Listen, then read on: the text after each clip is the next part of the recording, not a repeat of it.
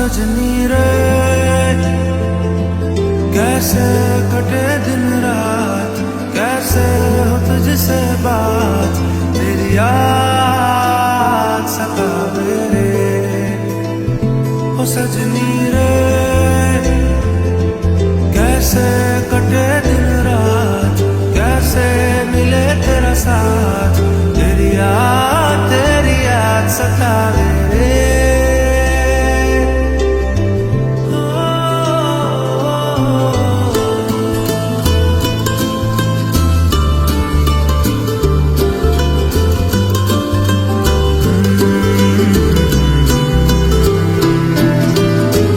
कैसे घनेरे बदरा घिरे तेरी कमी की बारिश लिए, सैलाब जो मेरे सीने में है, कोई बताए ये कैसे थमे, तेरे बिना अब कैसे जिए। ओ सजनी रे कैसे कटे दिन रात, कैसे हो तुझसे बात, तेरी याद सतावे रे।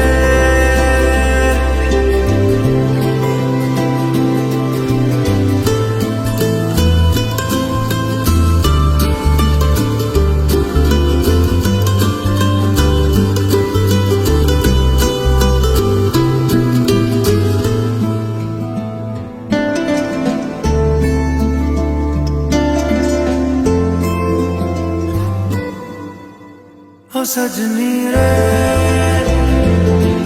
कैसे कटे दिन रात, कैसे हो तुझसे बात, तेरी याद सतावे रे।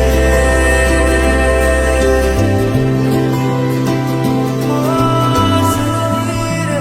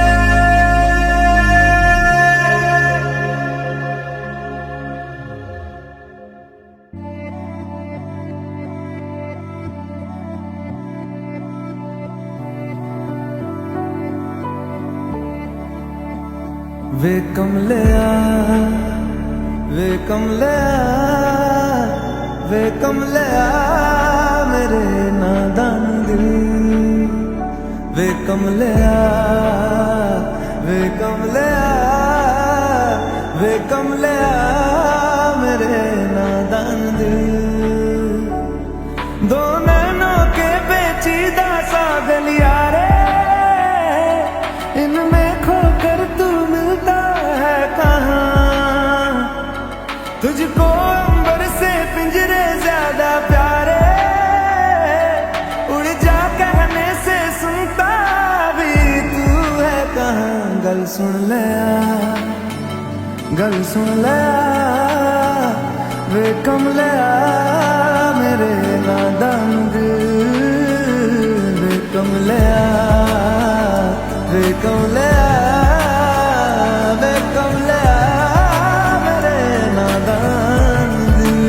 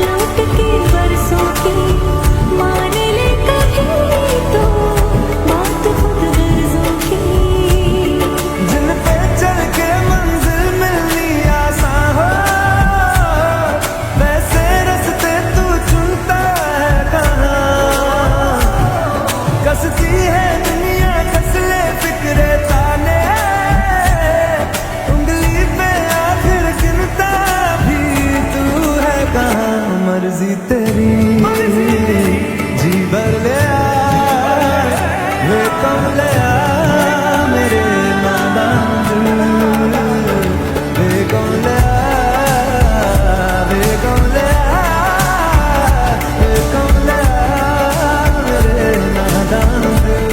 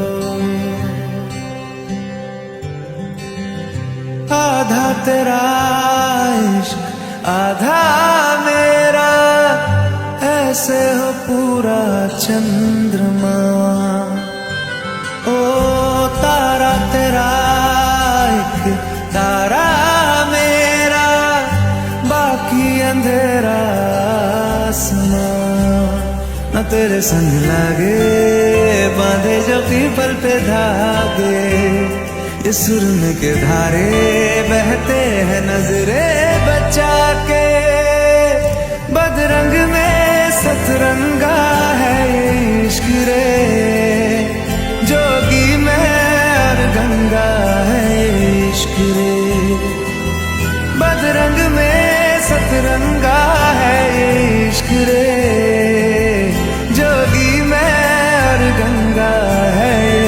इश्क रे। ओ,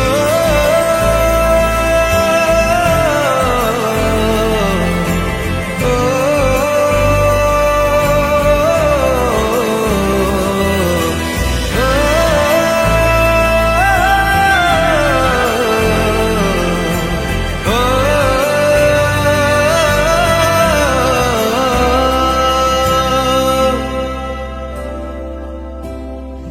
माथे से लगा लूं हाथ, छू के मैं पैर तेरे, हो रख लूं मैं तन पे जख्म, बना सारे बैर तेरे। रुकना नी तू हुण रुसड़ा नी मैं, तेरा नी रहा तेना खुद दा भी मैं। दुनिया तू ही है मेरी पर नाना, अब नाना मैं नहीं आना। शहर तेरे जो फिर संग लागे, रखते वो हमको जला के। वो आधे झूठे वादे ले जा तू कसमें लगा के। रग रग में मलंगा है ये इश्क रे, क्यों लहू में ही रंगा है ये इश्क रे। हो बदरंग में सतरंगा है ये इश्क रे, जोगी में और गंगा है ये इश्क रे।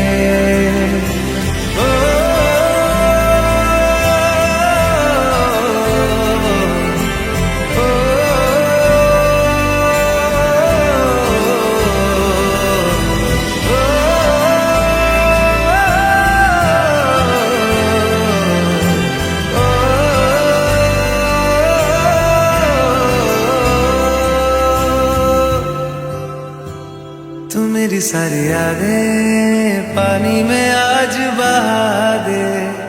ये तेरी भीगी आंखें रख लूं लबों से लगा के। मैं समंदर परिंदा है ये इश्क रे, मन मातम और जिंदा है ये इश्क रे। ओ बदरंग में सतरंगा है ये इश्क रे,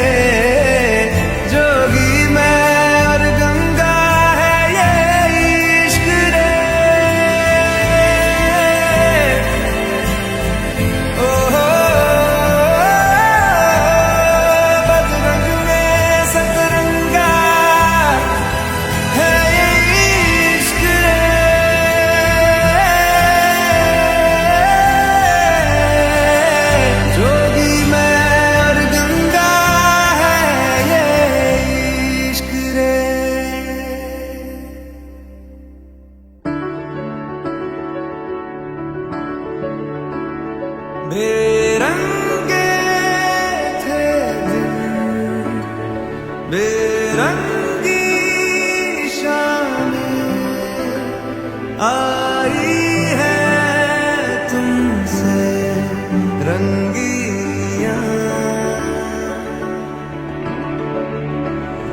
भीगे थे लम्हे जीने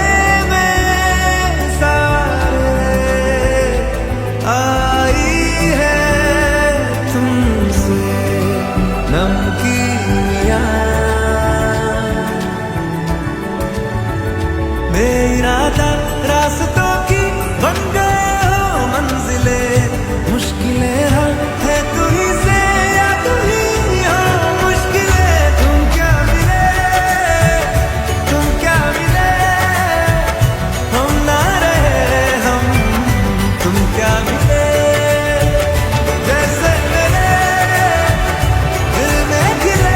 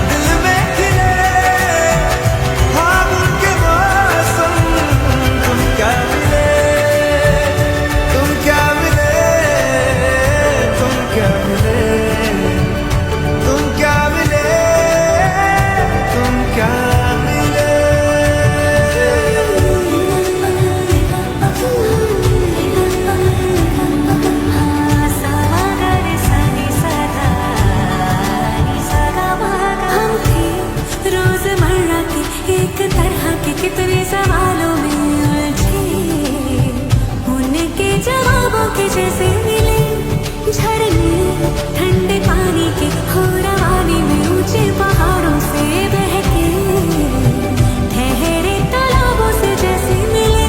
तुम क्या मिले, तुम क्या मिले, हम ना रहे हम, तुम क्या मिले। जैसे मेरे दिल में खिले फागुन के मौसम, तुम क्या मिले, तुम क्या मिले, तुम क्या मिले, हम ना रहे हम, तुम क्या मिले, तुम क्या मिले, तुम क्या मिले, तुम क्या मिले, तुम क्या मिले।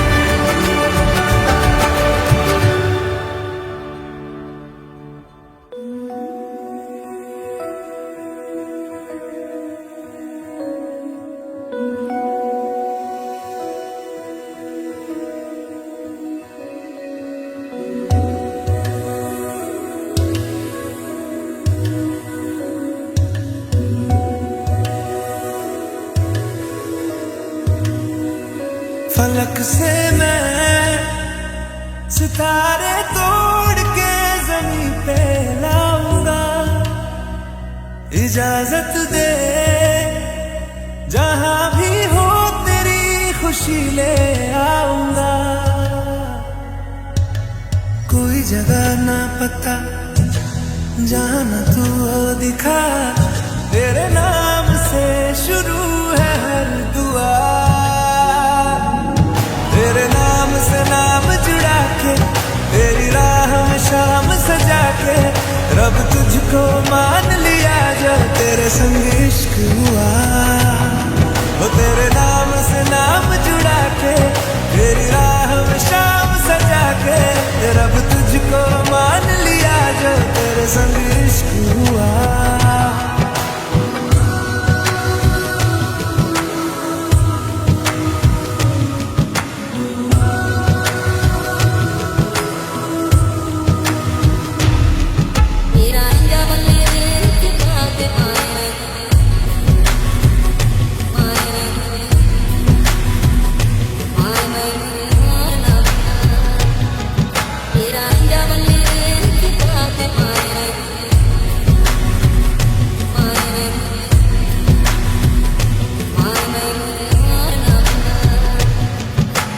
तेरे ख्यालों का शहर में हूँ, तूने मुझे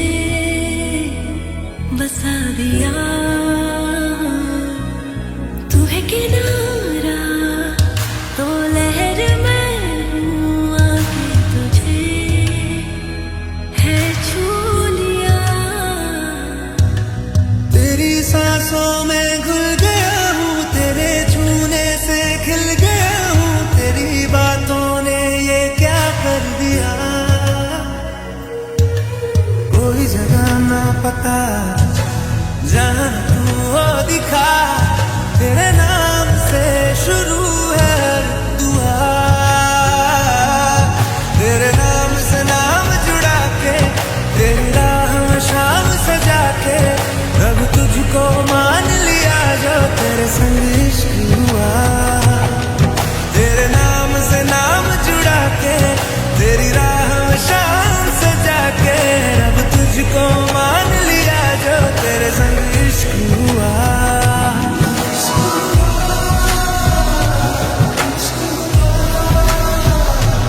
तेरे संग, तेरे संग, तेरे संग इश्क हुआ, इश्क हुआ,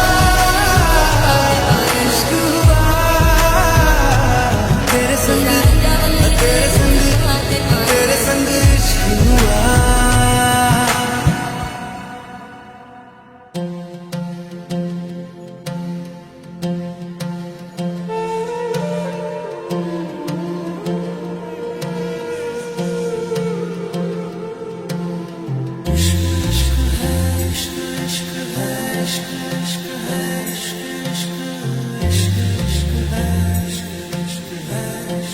तेरा रंग जैसे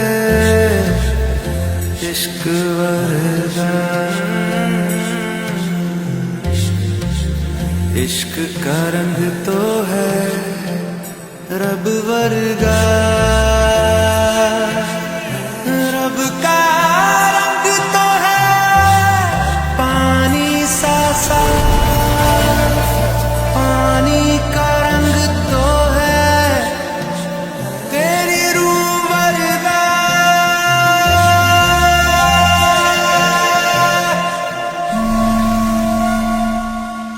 ऊंची ऊंची दीवारों को लांघ के आना पड़ेगा, ऊंची ऊंची दीवारों को लांघ के आना पड़ेगा।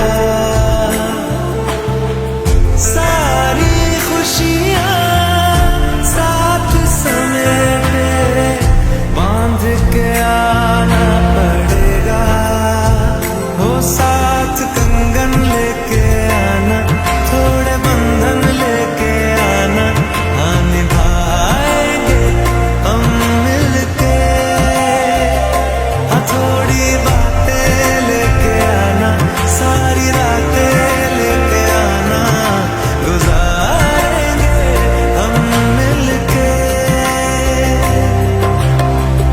ऊंची ऊंची दीवारों को लांघ के आना पड़ेगा। उस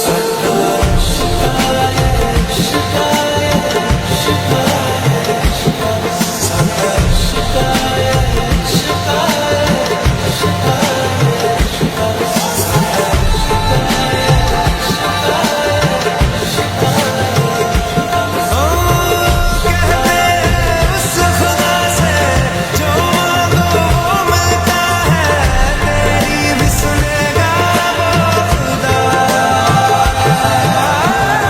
इश्क का ये रिश्ता है जो तेरे और मेरे दिल का, दिखता इस रिश्ते में खुदा।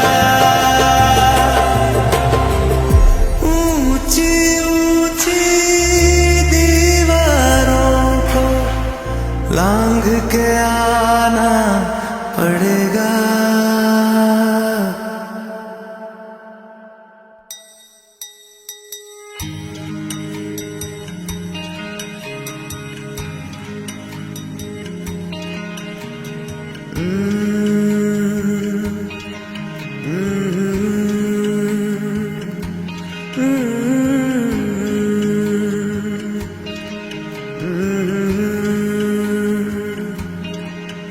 ये शोखी ये शरारत, ये नफासत नजाकत, ये शोखी ये शरारत, ये नफासत नजाकत, बहुत खूबसूरत हो, बहुत खूबसूरत हो।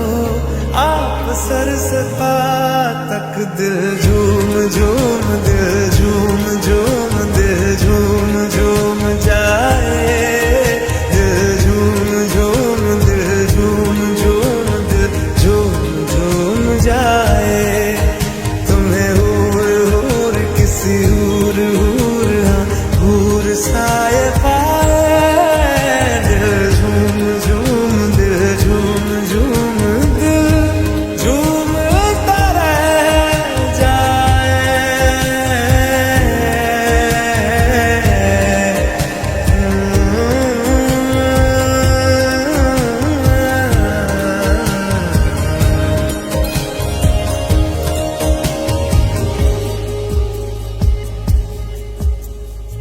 सबसे जुदा है तेरी अदाएं, दिल तेरा कायल हो ही गया। जुल्फे ये तेरी काली घटाएं, धूप में बादल मिल ही गया। ये तेरी निगाहें करम फरमा है, तू मुझ पे हुआ मेहरबान, मैं कैसे भुलाऊं आपकी नाम।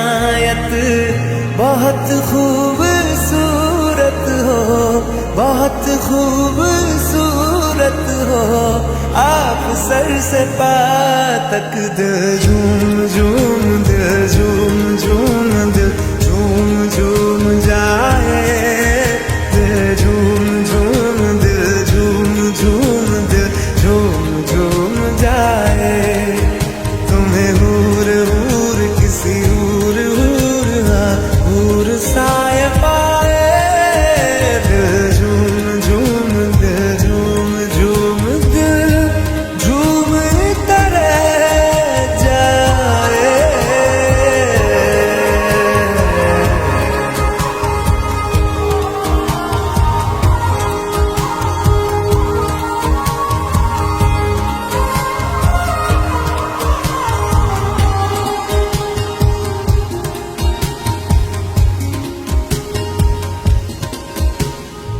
बातें तेरी जैसे दुआएं, मैं इनमें शामिल हो ही गया। दिल में तुम्हारे थोड़ा सा हिस्सा, हाँ मुझको हासिल हो ही गया। ये दिल भी तुम्हारा तुम्हारी तरह है, जो खुशियाँ मुझे दे रहा हो तुम। जिस भी जगह पे वहीं पे हो रौनक। बहुत खूबसूरत हो, बहुत खूबसूरत हो, आप सर से पाँव तक। दिल झूम झूम, दिल झूम झूम, दिल झूम झूम जाए। दिल झूम झूम, दिल झूम झूम, दिल झूम झूम जाए। तुम्हें हूर हूर किसी हूर हूर, हाँ हूर साए पाए।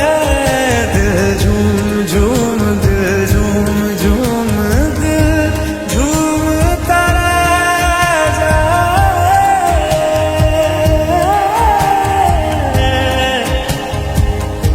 झूमता जाए।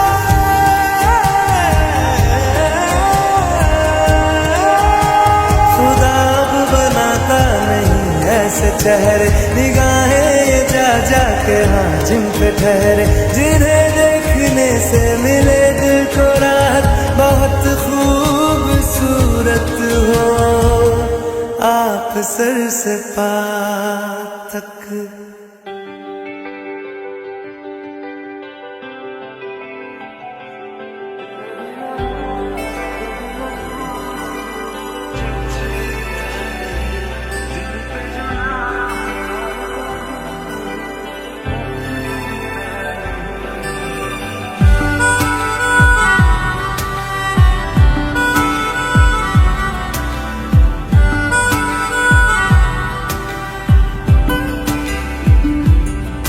मन जोगिया जोगिया, एक तू ही जोग है मेरा। दिल हो गया रोगिया, तू ही रोग है मेरा। मन जोगिया जोगिया, एक तू ही जोग है मेरा। दिल हो गया रोगिया, तू ही रोग है मेरा। उम्र भर मैं तेरी परवाह करूं कि मर जाऊं जो तुझे रुस्वा करूं। तू सपने देखे जिन्हें मैं पूरा करूं, कि अब तो रब भी है दूजा, पहला है तू। नेह का धागा जो लगायूं, ना तोड़ जाना तू, ना छोड़ जाना तू, ना छोड़ जाना तू। नेह का धागा जो लगायूं, ना तोड़ जाना तू, ना छोड़ जाना तू, ना छोड़ जाना तू।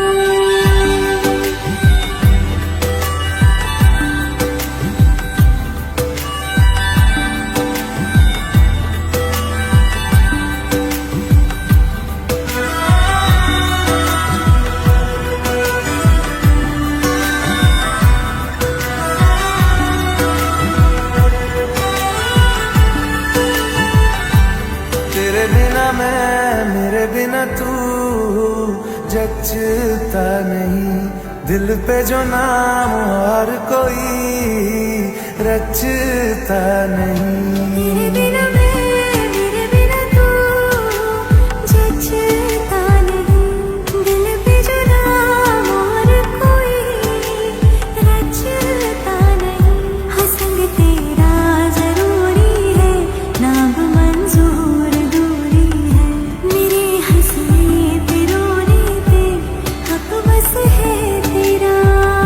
ये हर सुबह देखूं मैं चेहरा तेरा, तू सांसें बन जा मैं धड़कूं दिल की तरह। हाँ मेरी पलकों से ओझल होना तू ना, कि तुझको देखे बिना ना रह पाऊंगा। मन जोगिया जोगिया एक तू ही जोग है मेरा, दिल हो गया रोगिया और तू ही रोग है मेरा। मन जोगिया जोगिया एक तू ही जोग है मेरा, दिल हो गया रोगिया और तू ही रोग है मेरा। लेह का धागा जो लगा यूं, ना तोड़ जाना तू, ना छोड़ जाना तू, ना छोड़ जाना तू। का धागा जो लगा यूं, ना तोड़ जाना तू, ना छोड़ जाना तू, ना छोड़ जाना तू।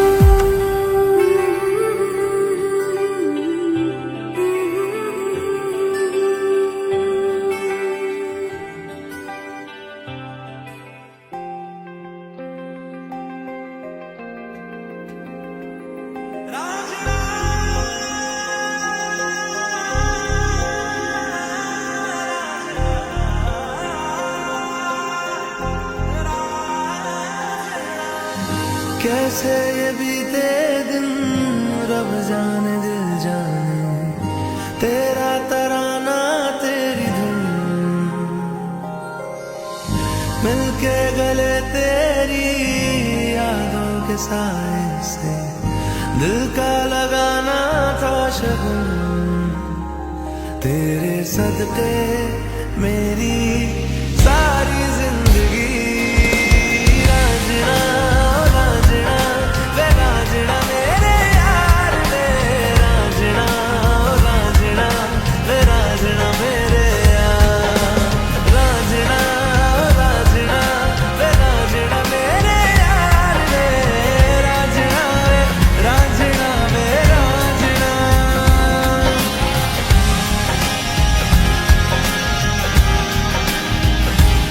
क्यों मेरी आहटों से पर्दा, क्यों मेरी चाहतों से पर्दा, किसी से प्यार करना है मना। रांझना रांझना वे रांझना मेरे यार वे रांझना रांझना वे रांझना मेरे यार।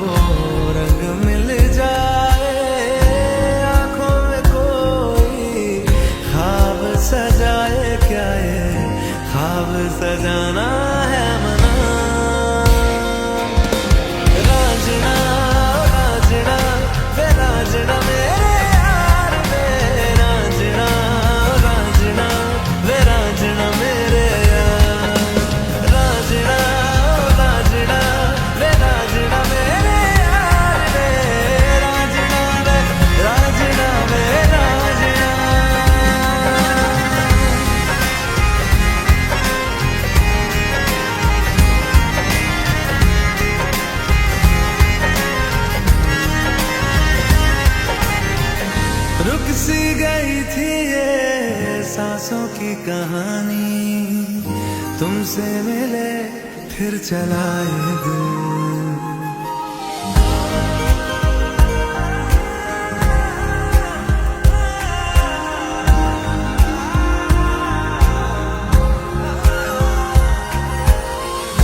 तेरे कदम से कदम मिला के साथ चले, तुझे साथी बना के क्या ये हक भी जताना है मना।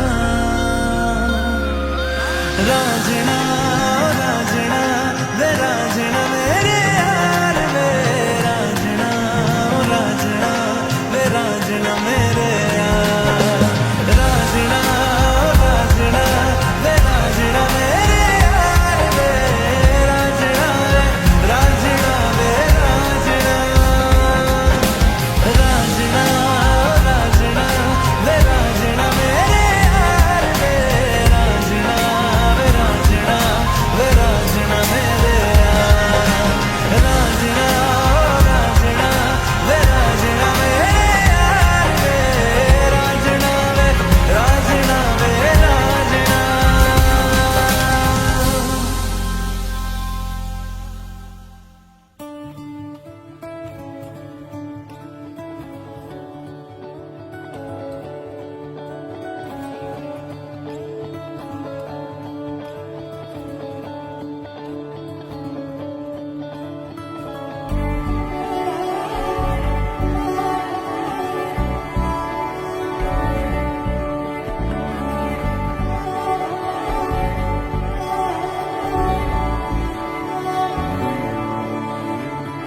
तुमसे दिल जब से मिला है,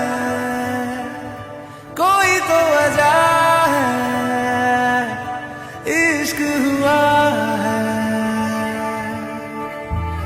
इतनी सी बात समझ लो,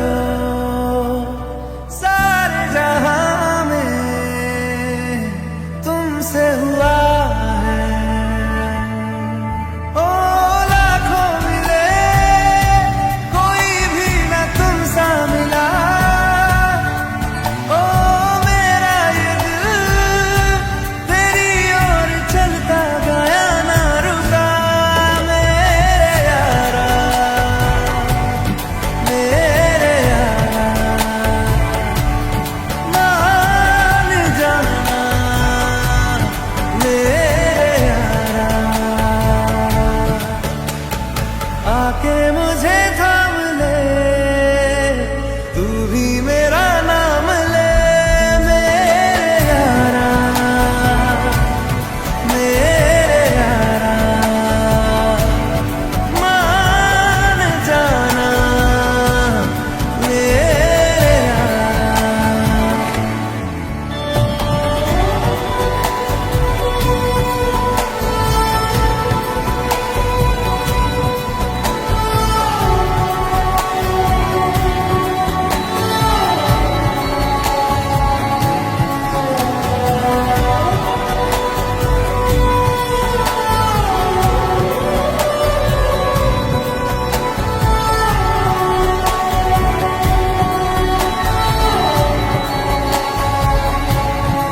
ओ तेरी मेरी बातें होती रहे, ऐसी मुलाकातें होती रहे, तू जो मेरे पास रहे, जादू सा यूं चलता रहे। होना है जिससे वो हो जाने दो, खोना है इसे तो खो जाने दो, दूर से तो होगा नहीं, थोड़ा तो करीब आने दो। ओ लाखों मिले कोई भी न तुम सा मिला, ओ मेरा ये दिल तेरी ओर चलता गया ना रुका। मेरे यारा मेरे यारा मान जाना, मेरे यारा आके मुझे थाम ले,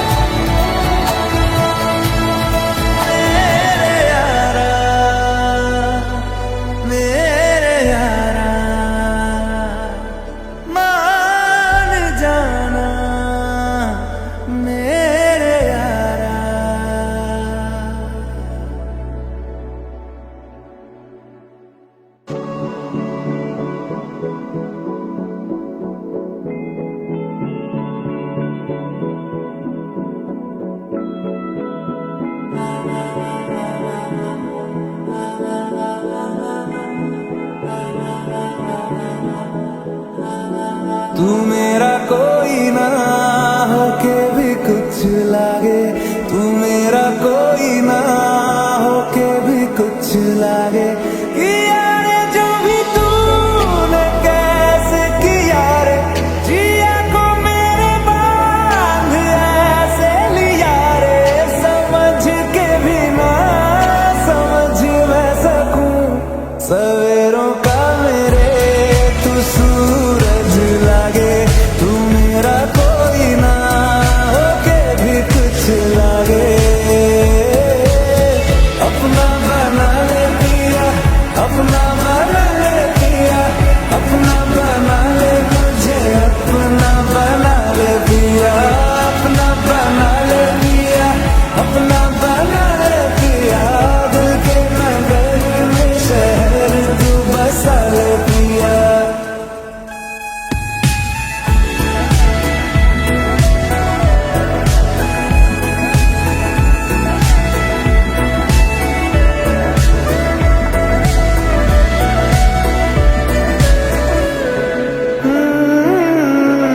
छूने से तेरे हाँ तेरे फीकी रुतों को रंग लगे, तेरी दिशा में क्यों चलने से मेरे पैरों को पंख लगे। हाल मेरे काम का जग सारा हो बस तेरे नाम से ही गुजारा, उलझ के यूं ना सुलझ न सकूं। जुबानियाँ तेरी झूठी भी सच लागे, तू मेरा कोई ना होके भी कुछ लागे। अपना बना ले पिया, अपना बना ले मुझे, अपना बना ले पिया। ओ सब कुछ मेरा चाहे, नाम अपने लिखा ले, बदले में इतनी तो यारी निभा ले। जग की हिरासत से मुझको छुड़ा ले, अपना बना ले, बस अपना बना ले। अपना बना ले पिया, अपना बना ले पिया, अपना बना ले मुझे, अपना बना ले पिया।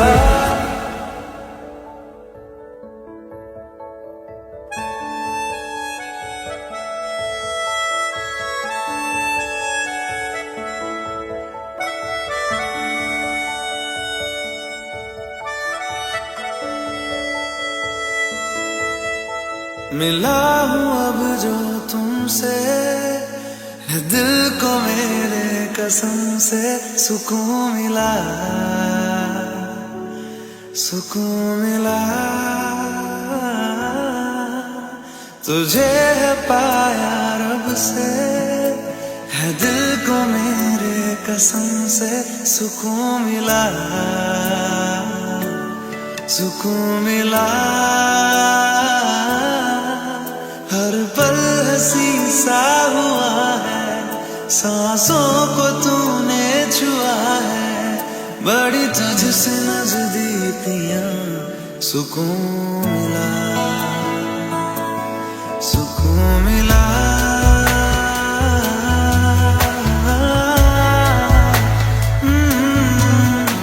मिला हूँ अब जो तुमसे, है दिल को मेरे कसम से सुकून मिला, सुकून मिला।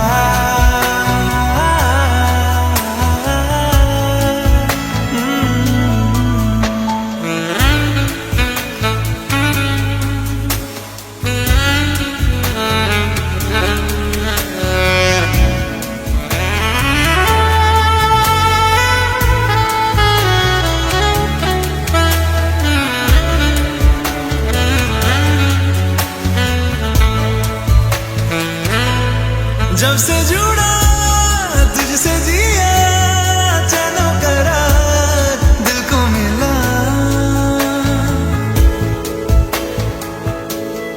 जब से जुड़ा तुझसे जिया चैनो करार दिल को मिला। जब भी रहूं संग तेरे भूलूं हर गम शिकवा गिला। तेरे इश्क का ही नशा है मेरी रूह तक में बसा है। तूने आंखों से जो छुआ सुकून मिला, सुकून मिला।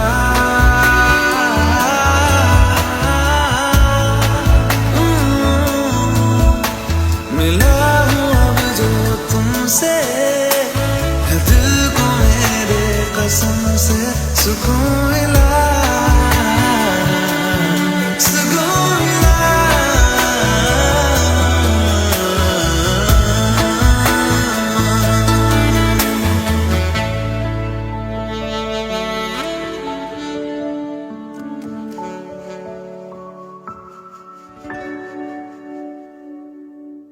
बदले तेरे माही लाके जो कोई सारी दुनिया भी दे दे अगर तो किसे दुनिया चाहिए। तू है तो मुझे फिर और क्या चाहिए। तू है तो मुझे फिर और क्या चाहिए। किसी की ना मदद ना दुआ चाहिए। तू है तो मुझे फिर और क्या चाहिए। सुन हारिए जिंद जानिए 100 बार जन्म लूं तो भी तू ही हमदम हर दफा चाहिए।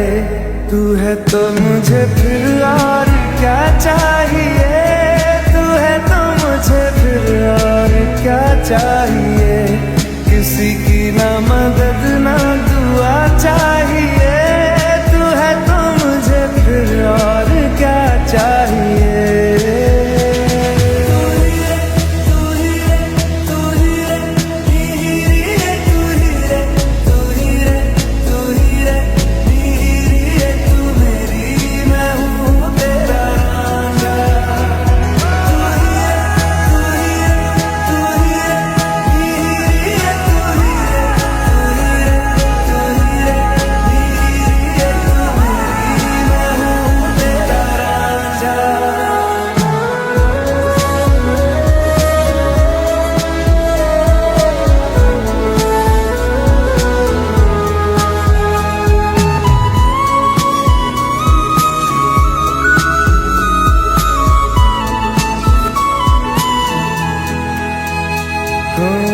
जब तक तेरी नींद न टूटे उगता नहीं है सूरज मेरा।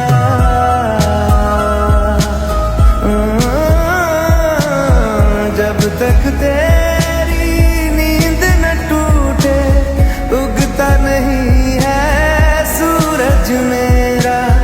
ख्वाब रहे किस काम के मेरे ख्वाब से प्यारा तू सच मेरा। सुन हारिए जिंद जानिए जख्मों को मेरे मरहम की जगह बस तेरा छुआ चाहिए। तू है तो मुझे फिर और क्या चाहिए। तू है तो मुझे फिर और क्या चाहिए। किसी की ना मदद ना दुआ चाहिए। तू है तो मुझे फिर और क्या चाहिए।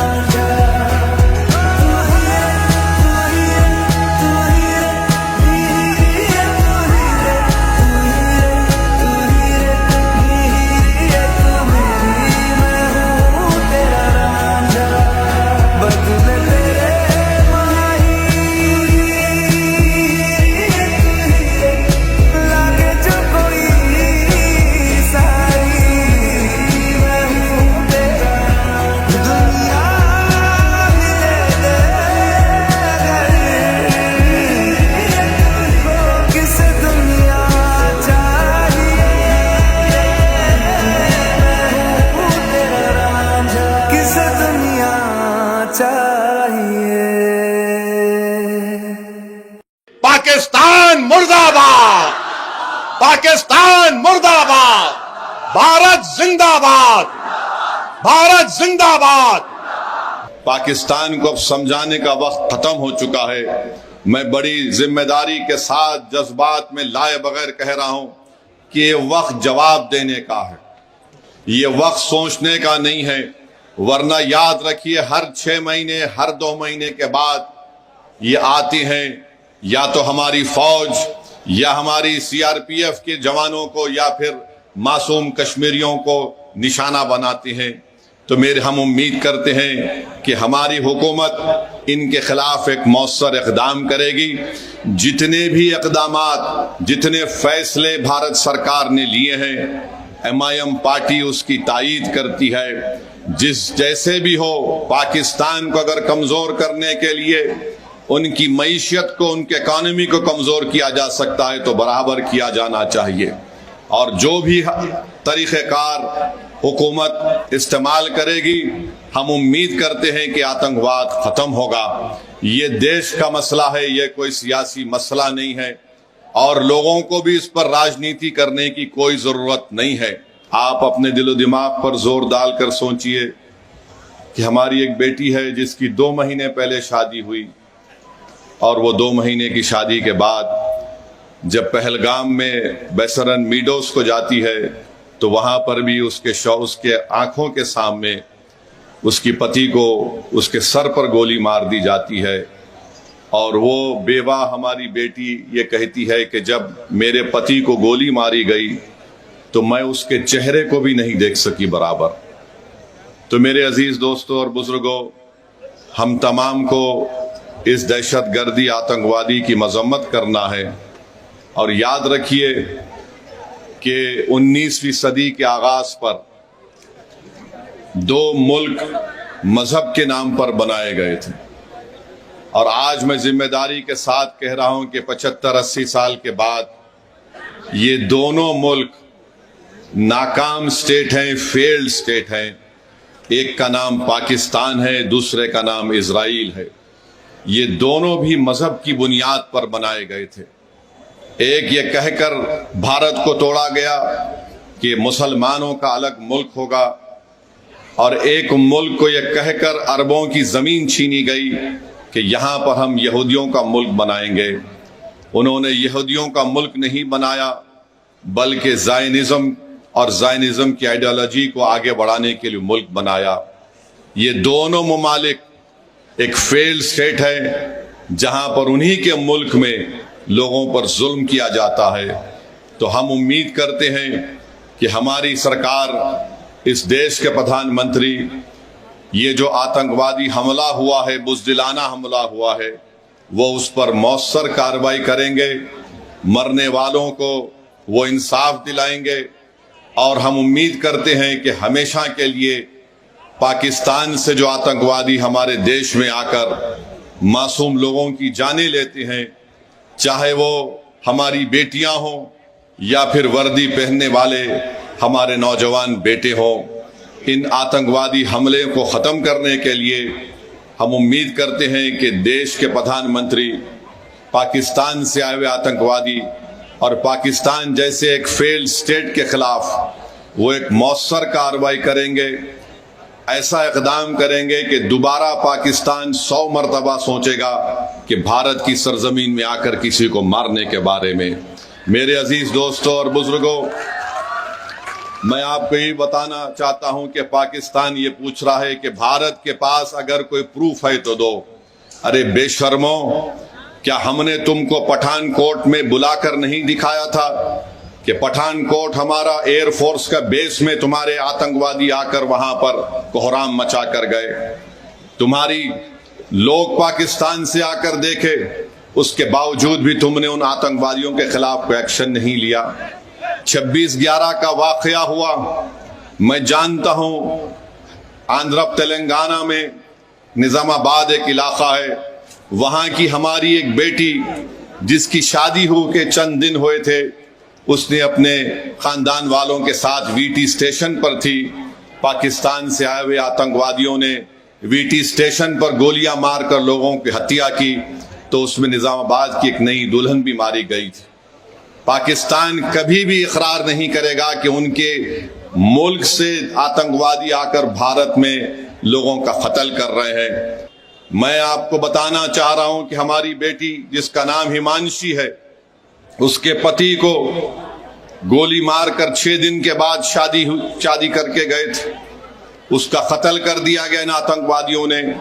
ये हमारी बेटी हिमांशी का एक पैगाम देती है, हमारे देश में बसने वाले जो लोग हिंदू मुस्लिम का जहर फैला रहे हैं, वो कहती है कि मैंने अपने पति को खोया, मगर मैं नहीं चाहती कि मुसलमान और कश्मीरियों के खिलाफ नफरत के मजारे किए जाएं।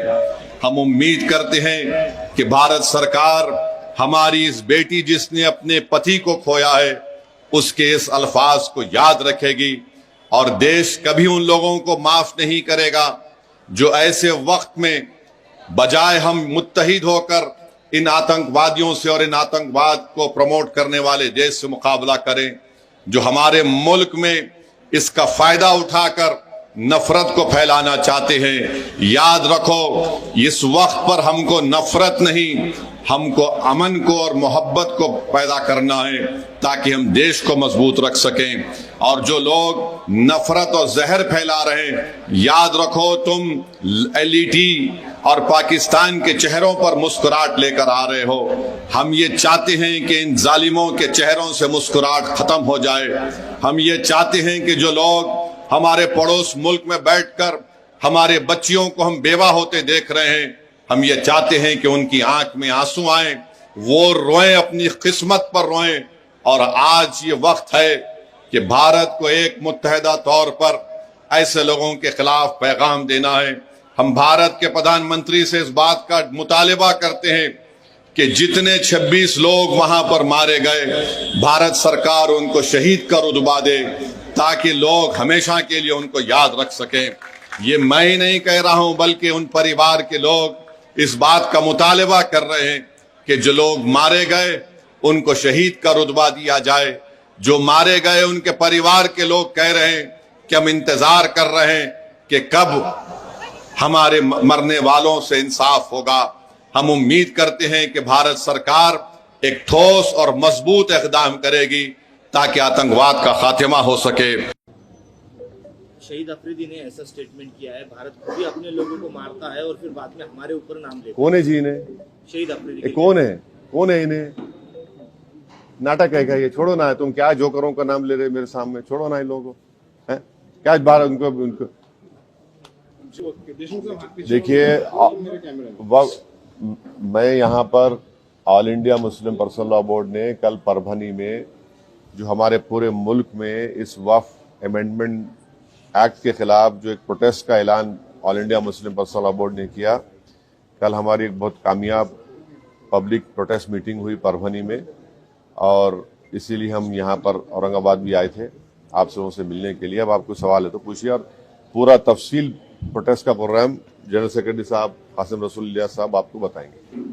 और ये जो भारत पाकिस्तान का जो मसला चल रहा है, युद्ध होने की कगार पर ये सब आ चुका है, क्या भूमिका है आपकी? नहीं, देखिए ऐसा मत बोला करिए आप और हम जाके युद्ध नहीं लड़ने वाले हैं, वो सरकार तय करेगी, और हमको ऐसा लूज टॉक नहीं करनी चाहिए, ये गवर्नमेंट तय करेगी। मगर हमारा एक ही गवर्नमेंट से डिमांड है कि ये जो मोदी सरकार की जो डिटेरेंस पॉलिसी है उसको दोबारा उनको देखने की जरूरत है, क्योंकि सर्जिकल स्ट्राइक हुआ और फिर बालाकोट हुआ, और देश को यह बताया गया था कि अब इसके बाद ये लोग इस तरह की हरकत नहीं करेंगे, मगर फिर कर रहे हैं। और रीसी एक मुकाम है वैष्णो देवी के पास, पिछले साल जुलाई में 60 टूरिस्ट को मारे थे वहां पे। तो ये डिटेरेंस पॉलिसी देखने की जरूरत है। और ऑल पार्टी मीटिंग में पूरे अपोजिशन ने गवर्नमेंट को कहा कि आप एक्शन लीजिए, जो आप सही समझते हम सपोर्ट करेंगे ताकि मरने वाले परिवारों से इंसाफ हो सके और ये दोबारा ऐसी हरकत नहीं होना।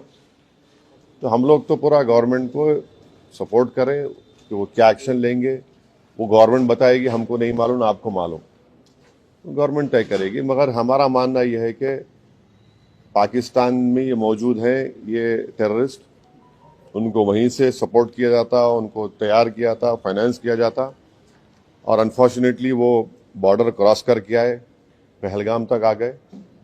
तो और चाहे 26/11 का हो, पाकिस्तान से आए थे, उस वक्त भी वो लोग डिनाई किए, पहले हम नहीं किए।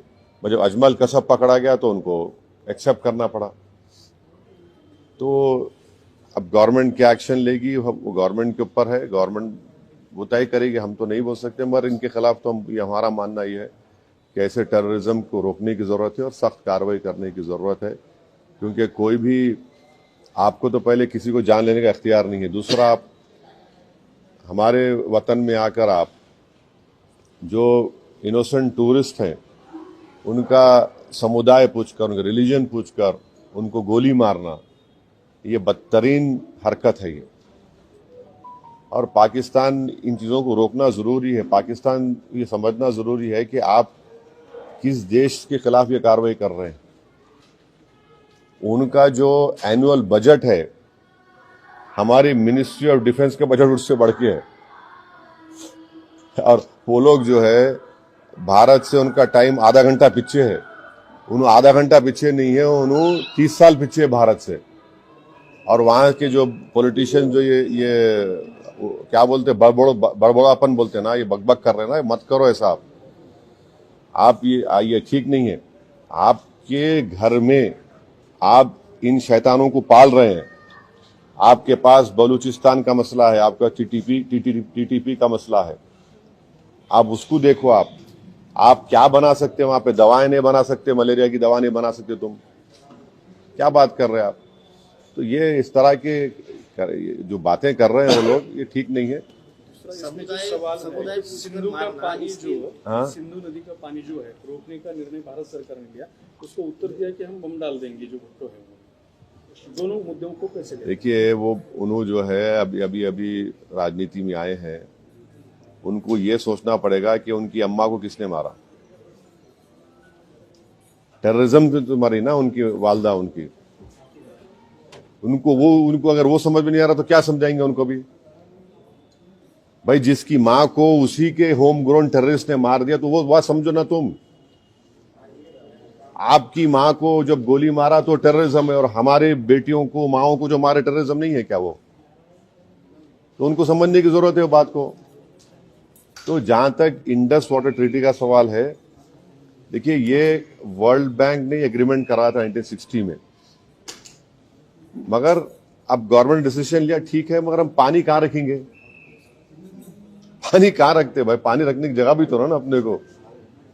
तो हमको वो पानी स्टोरेज की जगह बनाना पड़ेगा, पर पानी तो जाना पड़ेगा। तो वो गवर्नमेंट डिसीजन लिया है, ठीक है, हम उस पर गवर्नमेंट का फैसला है, कैबिनेट कमेटी ऑन सिक्योरिटी में गवर्नमेंट डिसीजंस लिए, हम उसको मानते हैं। देश में हिंदू और मुस्लिम में झगड़ा लगाने के लिए समुदाय पूछकर मारा गया, ऐसा लगता है? बिल्कुल बिल्कुल। देखिए, वही तो हम कह रहे हैं कि आईएसआई हो या आईसिस हो, आईसिस खुरासान हो, या फिर आपके जो डीप स्टेट है या एस्टेब्लिशमेंट है पाकिस्तान का, वो तो यही चाहते हैं कि इस देश में हमेशा के लिए हिंदू मुसलमानों के झगड़े चलते रहे। तो इसीलिए उन्होंने हरकत की, और उनका वहाँ कश्मीर में जाकर नॉन मुस्लिम को, हमारे हिंदू भाई बहनों को मारने का मकसद एक ही था कि कश्मीर को ये बताना चाह रहे थे कि यहाँ कोई नॉन मुस्लिम नहीं आ सकता। तो उनका मकसद वही है। तो हम पूरे देशवासियों से अपील कर रहे हैं कि आप ऐसे वक्त पे, अपनी पॉलिटिकल डिफरेंसेस होंगे, मगर आप उन लोगों को कामयाब होने मत दीजिए जो इस देश को कमजोर करना चाहते हैं, इसकी यूनिटी को कमजोर करने करके। कश्मीर पर जैसा कि नाम लेकर मारा गया कहा जा रहा है, तो उसी तरह से अब मुल्क में हिंदू मुस्लिम किया जा रहा है। बीजेपी लीडरान जो है तो नाम लेकर पूछ कर मार रहे हैं। दादर का वाकया सामने आया है। तो ठीक है, वो जो कर रहे हैं गलत कर रहे हैं, वो लोग मुल्क के मुफाद में काम नहीं कर रहे, हम उसका मजम्मत करते, कंडेम करते हैं। अब आपके ही डिप्टी चीफ मिनिस्टर महाराष्ट्र के, वो खुद बोल रहे कि वो जो बच्चा जो जान दे दिया अपनी, आदिल, वो तो अपनी जान दे दिया ना। वो कहाँ देख रहा था कि मुसलमान है, हिंदू देख रहा, इंसान को देख रहा था। वो जान बचाने के लिए वो टेररिस्ट से वेपन छीनने की कोशिश किया, उसको मार दिए। तो ये जो अगर हमारे देश में से कोई कर रहा है गलत है, ये इसको हम कंडेम करते हैं। सरकार ने जो अल्टीमेटम दिया था कि जितने भी पाकिस्तानी हैं उनको पाकिस्तान भेजा जाए, वो चले जाए, मगर यहाँ की राज्य सरकार में जो है देवेंद्र फडणवीस बोल रहे कि पूरे गए और इतना शिंदे जी बोल रहे 160 अभी बाकी है। मेरे को नहीं मालूम है, ये तो गवर्नमेंट बोल रही है। युद्ध कितना जो महंगा पड़ेगा भारत में? अरे भाई अभी गवर्नमेंट को छोड़ो ना, ऐसा लूज टॉक मत करिए। गवर्नमेंट का डिसीजन होगा, गवर्नमेंट पूरा सोच के फैसला करेगी। नहीं सुनिए, एक मत सुनिए, गवर्नमेंट क्या करेगी नहीं करेगी वो गवर्नमेंट तय करेगी। हमारा बोलना अपोजिशन कहता है कि आप इस पर स्ट्रांग एक्शन लीजिए, ये खत्म होना ये चीज। अब वो कैसा एक्शन लेंगे, क्या लेंगे, गवर्नमेंट पे तो थोड़ा आपको तो उन पे छोड़ना पड़ेगा ना। अब ये टीवी चैनल पे एंकर बैठकर ऐसा बोल रहे ऐसा होगा ऐसा, अरे भाई ये मजाक है क्या? ये ऐसा गवर्नमेंट तय करेगी, क्या डिसीजन होगा वो तय करेंगे। मगर हम मेरा डिमांड ये है कि पाकिस्तान को फिर से FATF की ग्रे लिस्ट में लाना जरूरी है। फाइनेंशियल एक्शन टास्क फोर्स में उनको ग्रे लिस्ट में लाए। ग्रे लिस्ट में लाए तो उनको ये देखिए, इलीगल पैसों से फाइनेंस करे टेररिज्म ये लोग, कोई वाइट का पैसे नहीं, कि इलीगल पैसे से। तो FATF की दोबारा लिस्ट की ग्रे लिस्ट में पाकिस्तान को डालना जरूरी है। हम डिमांड करेंगे ये गवर्नमेंट से कि उनको FATF के ग्रे लिस्ट में डालो आप, तभी जाकर उनका होगा। और हम लोग पूरा उन पे साइबर अटैक करना, हमारे पास एथिकल हैकर्स है, हमारे पास नेवल और एयरफोर्स ब्लॉकेट कर सकते, इंटरनेशनल लॉ में कर सकते हम। और अगर कल कोई एक्शन गवर्नमेंट लेगी तो यूनाइटेड नेशन का कानून है आर्टिकल 51, जो सेल्फ डिफेंस में आपको राइट देता, और नॉन स्टेट एक्टर्स के खिलाफ भी आप एक्शन ले सकते। तो ये सब चीजें हैं। और भारत के संविधान में आर्टिकल 355 है। 355 के तहत कोई स्टेट में अगर एक्सटर्नल एग्रेशन होता तो सरकार की जिम्मेदारी उसको रोकने की। शहीद अफरीदी ने ऐसा स्टेटमेंट किया है, भारत खुद ही अपने लोगों को मारता है और फिर बाद में हमारे ऊपर नाम लेता है। कौन है जी इन्हें? शहीद अफरीदी कौन है इन्हें? नाटक है क्या ये? छोड़ो ना, तुम क्या जोकरों का नाम ले रहे मेरे सामने, छोड़ो ना इन लोगों को। क्या बार उनको जो प्रोटेस्ट करने जा रहे हैं कैसा है उसका? हाँ बहुत अच्छा है। कल परभनी में इतना शानदार मीटिंग हुआ, आप नहीं देखे फोटो? देखिए ना फिर। अब वो सब हमारे सदर साहब आए हुए हैं, आपको तफसील सुनाएंगे।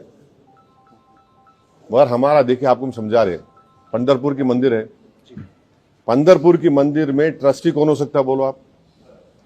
हिंदू हो सकता ना, नॉन हिंदू नहीं हो सकता ना। अब उसमें आप हम कोई बोले नहीं नॉन हिंदू को बनाओ, वो तकलीफ होती नहीं होती? हम भी वही बोल रहे हैं, वक्फ बोर्ड में क्यों आप बनाना चाह रहे हैं नॉन मुस्लिम को? आपका उधर फेथ है, आपका मामला है, तो हमारा भी तो है ना। हम कहाँ अलग है? रिलीजन है ना, वो रिलीजन है तो हमारा भी तो रिलीजन है। आप पंढरपुर में अगर नॉन हिंदू को नहीं बना सकते तो वक्फ बोर्ड में कैसे बनाएंगे आप दो को? या पूरा मेजोरिटी बना सकते, क्या बोलो आप? बनाया नहीं जाता, लेकिन प्रावधान तो है, बन भी सकता। अरे क्या बन सुनिए, देखिए आपको नहीं मालूम, मैंडेटरी 2 को बनाने का है और दूसरे सेक्शन में रिलीजन न्यूट्रल है, तो बढ़ के भी बना सकते हो लोग। 2 को तो मैंडेटरी बना ही नहीं, बना है नॉन मुस्लिम को, कैसे बनाएंगे आप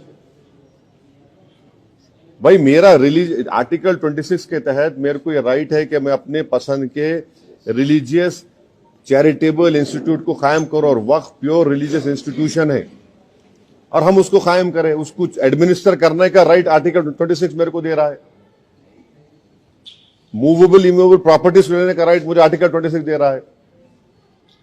आर्टिकल 14 का वायलेशन नहीं है कि आप वहां पे कर रहे और मेरे को बोल रहे ऐसा करो। आर्टिकल 15 का वायलेशन है, फ्रीडम ऑफ रिलीजन का वायलेशन है आर्टिकल 25 का। ऐसा कैसा होगा बताइए आप?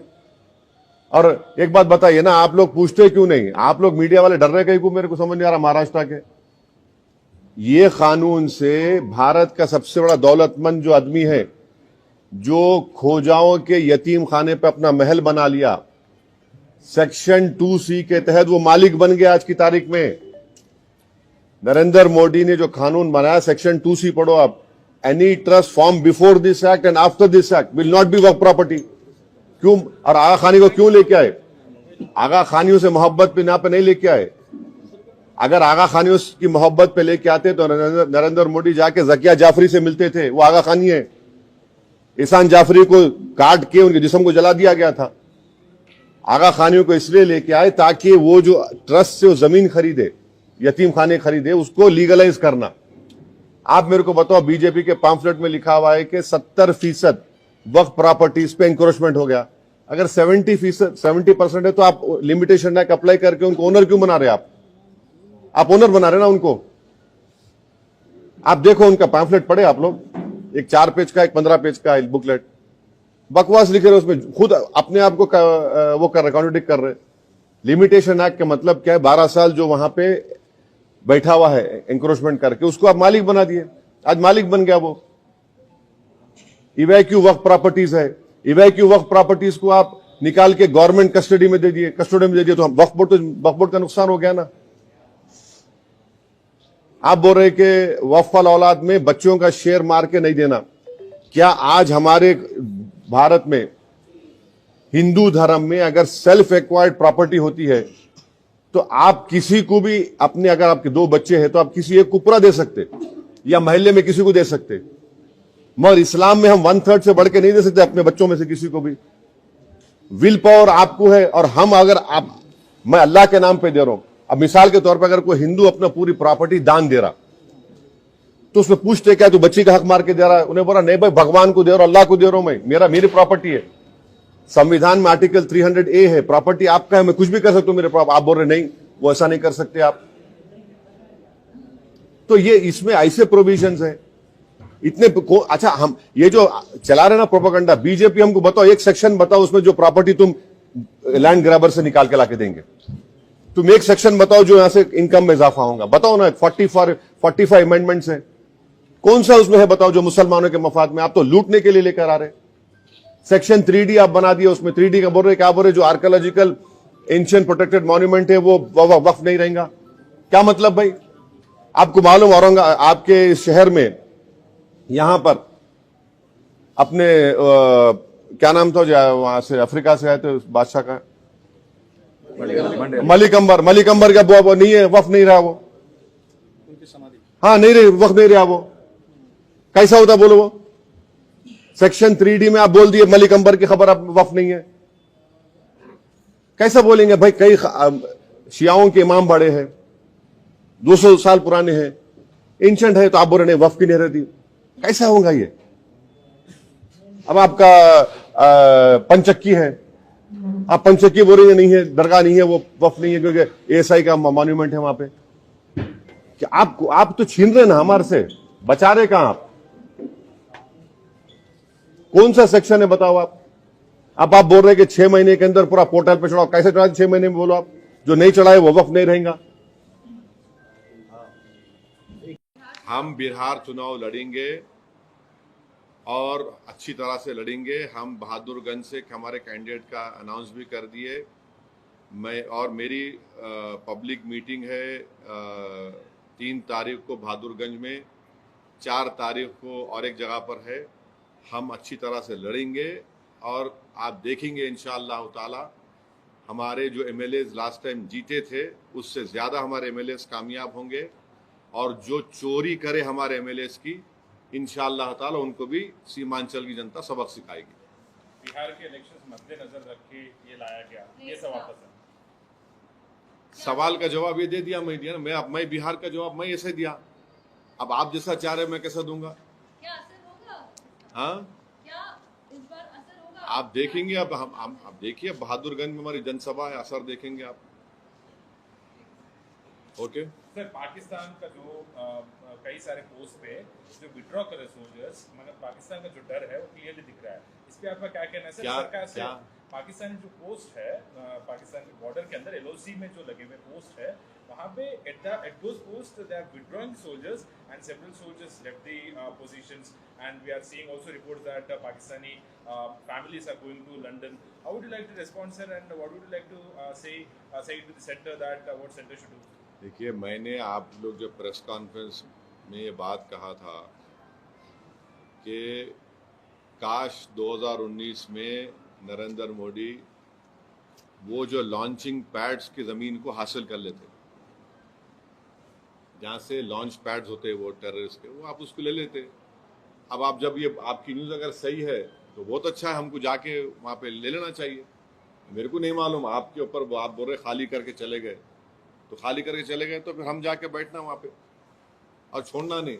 अब के बार अगर कुछ एक्शन ले रहे तो घर में घुस के बैठ जाना, घर में घुस के मारते बोले ना, अब घर में घुस के बैठ जाना, खत्म, ये होना चाहिए। पीओके ले लेना। नहीं अरे गवर्नमेंट खुद बोल रही, एक बात सुनिए, पीओके नहीं, पीओके का रेजोल्यूशन है पार्लियामेंट का, भारत की पार्लियामेंट का रेजोल्यूशन है, वो भारत का है बोल के। तो बीजेपी क्या बोलती, घर में घुस के बोले डैश डैश बोले, हम बोले घर में घुस के बैठ जाओ आप। ये खत्म होना है टेररिज्म, जो बार बार हर थोड़े दिन को जो टेररिज्म होता। आप देखिए हैदराबाद में लुम्बिनी पार्क का हुआ, दिलसुख नगर का हुआ। मैं एक शर्मा साहब को जानता हूँ, तेलुगु के पंडित हैं, उन्होंने अपनी बेटी को खो दिए। कभी कभी आके मिलते मेरे दारुसलाम में, असद साहब मेरी बेटी याद आ रही मेरे को, बोली तेलुगु के पंडित अपनी नौजवान बच्चे भी खो दिए। आप 26/11 का हुआ, निजामाबाद की एक दुल्हन वो वीटी स्टेशन पे मारी गई जिसके हाथों में मेहंदी थी। पुलवामा हुआ, आपके उरी हुआ, आपके पठानकोट हुआ, रेसी हुआ लास्ट ईयर, वैष्णो देवी के पास 7 टूरिस्ट को मारे। तो आपके पास तो पूरे सब अपोजिशन पार्टीज गवर्नमेंट को बोल रहे कि इसका आप खत्म करो, ये टेररिज्म को आप खत्म करो, आप पावर में हैं, आपको खत्म करना है इन चीजों को।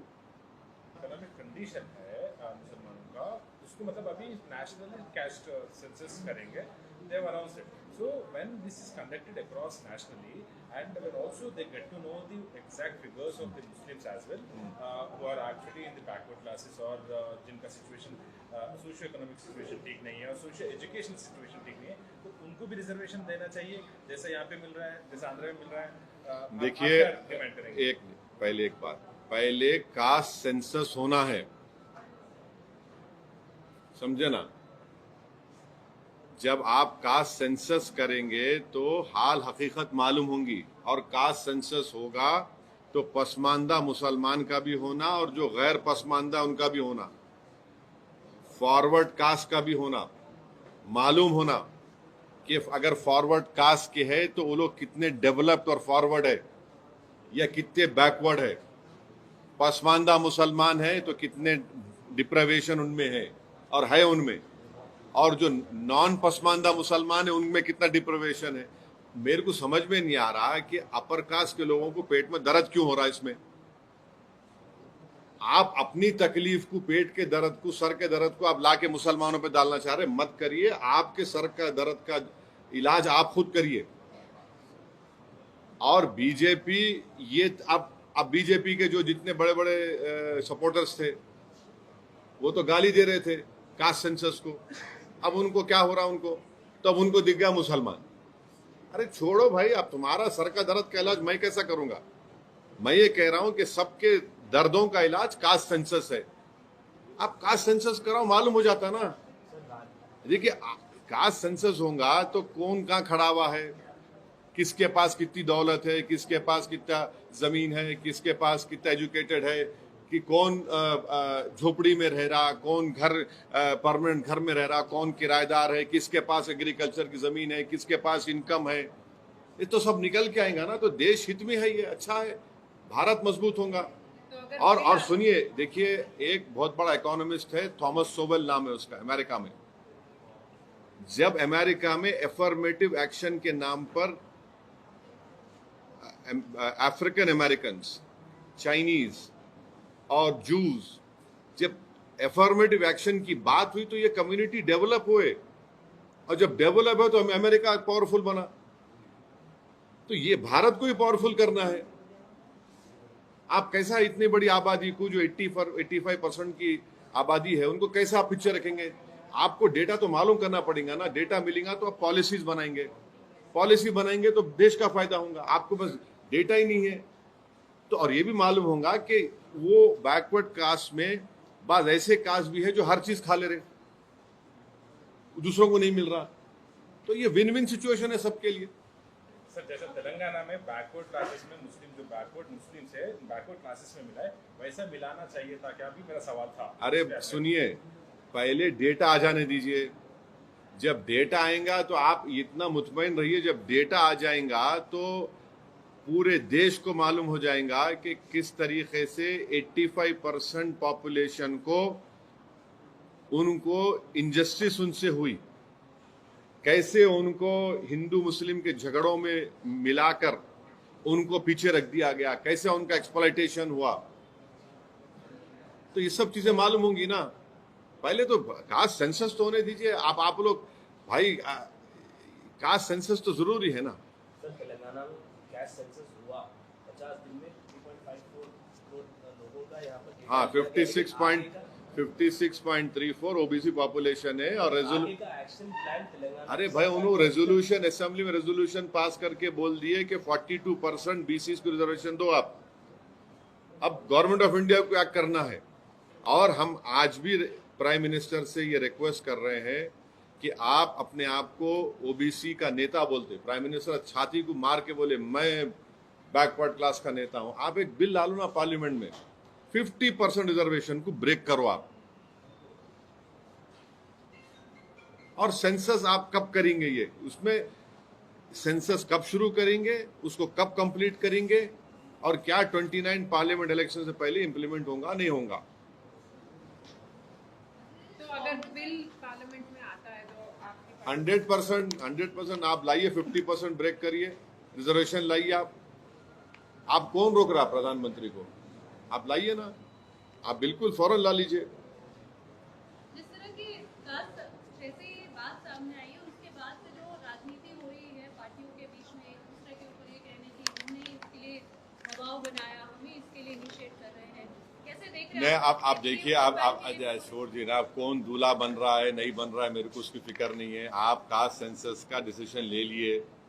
और देखिए, केरला में आरएसएस की बैठक हुई थी, वो बैठक में भी उन्होंने इन अ वे बोले कास्ट सेंसस कराओ बोल के।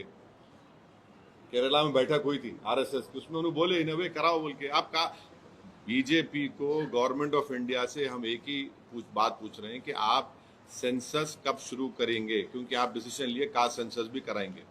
सेंसस कब शुरू होगा और कब कंप्लीट होगा, उसका डेटा देश के सामने कब आएगा। क्या 29 पार्लियामेंट के इलेक्शन से पहले ये हो जाएगा नहीं हो जाएगा, हमको बताइए। अरे जरूरी है ना भाई, आपके इतने पॉलिसीज हमारे हैं। 1931 में एक सेंसस हुआ, उसके बाद से अब तक नहीं हुआ।